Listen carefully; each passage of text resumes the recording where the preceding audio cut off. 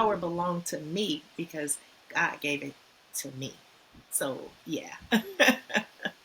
Whew. So I guess the new thing is this. I don't know. See what it out. But yes, Oh, yeah, I yeah, love clock that, it. right? Clock that. Yes. And so when we talk about healing, like I mentioned early on, part of healing to me is maintaining that healed state, which Right. is for me peace. And for most people, that's what the purpose of life is. After all of the tumultuous experiences that we will absolutely go through, Right. how do we maintain the peace? And so to maintain the peace, sometimes we have to go to the past and address some things that That's were true. never addressed. Sometimes we need to work on being present and just focusing on the present moment. And Mm-hmm. sometimes we need to do a little future planning. But for me, in my next recommendation, I'm going to talk about present and being present and how Wow. being present helps with peace. Yes. So, being present, well, first of all, we know that we have no control over the past. Even if we were to go back and address things, it would never change the past. It's only Right. working for the present or the future. The future, many say, robs you of the present because you're so focused on trying to be in the future, whether Mm. that's planning, doing too much future planning.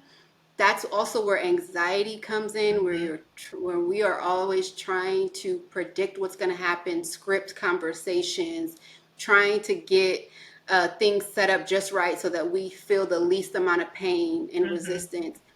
All of that is anxiety inducing. So if we think about just being in the present, and there's so many mindfulness techniques that are out there, and I could go on and on about them.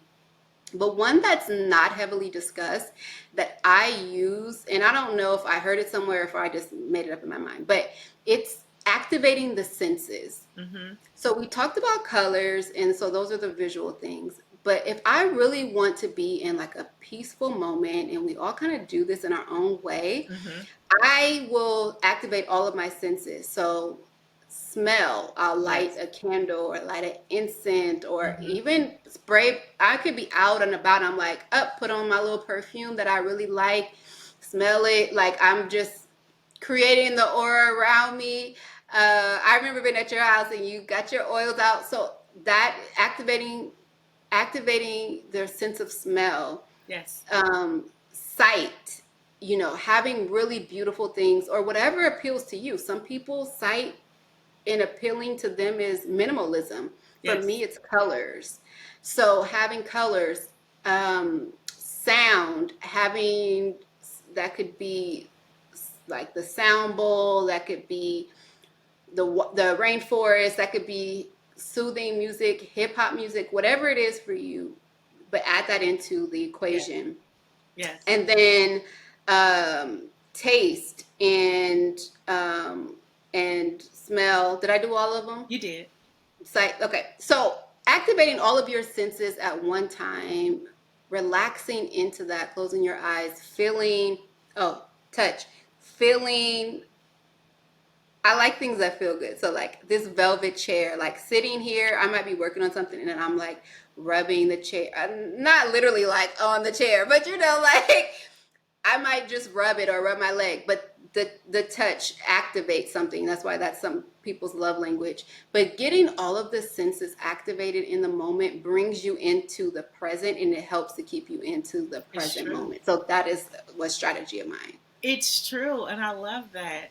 Thank you for sharing because it makes me reflect on how when I wake up in the morning, I have to open up all the windows because I Mm-hmm. need to know what the world looks like. This is a day that no person has ever seen before. What is God blessing me with today? Let me see it. And then as the light comes in, it makes everything a little bit brighter, right? When you talk about touch, um, I have a basic wedding band because I had a whole incident where I fell off of a mechanical bull. Shout out to that mechanical bull. I just kind of messed my finger up. And so I've been wearing a basic band ever since. But the thing about it is, it's still my connection. So I will just spin it And that's my touch. Because as I'm touching it, I know that if my husband is home or not, that there's this connection, you know, that this is eternal, you know, that this is infinite, you know, and it means something to me. Smell, like you said, I will take the essential oils and I'll, you know, put them in a diffuser in a heartbeat. But I also remember during the pandemic when we was stuck in the house, you know, and I'm home based. So I, I wake up every day and I get dressed, but I'm not always people ready, but I am store ready. You get what I'm saying? Yes. And there may have been a time or two that I said, you know what? I just need to spray some perfume on. I'm not going anywhere, just to my Yep. home office. But that scent outside of the essential oil, you know, that scent just kind of made me feel like, ah, you're so pretty, you know? And like you said, just the touch, just the softness, you know, like I have to have that. And it's just something that just kind of just goes through my body, just the sensations, you know, and the taste. And I just described that a minute ago about when you eat something, take the time to really feel all of its elements, feel its life cycle as it's now about to go within you and bring you more life, you know? So I think that that's wonderful, you know, that you touched on, you know, just activating all the senses. That's really something. And for me, my last tip on healing, or something that I've had to do, is to release my feelings as they come.